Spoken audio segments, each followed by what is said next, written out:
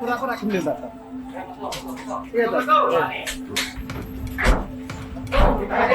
Sebuah aksi percobaan perkosaan menimpa seorang penjaga konter HP di Kecamatan Bangil, Pasuruan.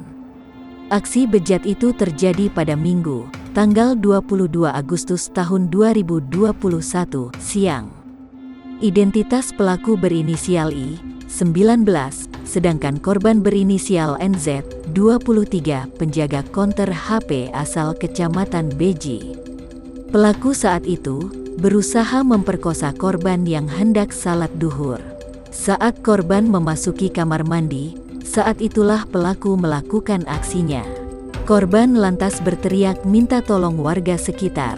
Sehingga belum sempat memperkosa korban, pelaku diamankan warga.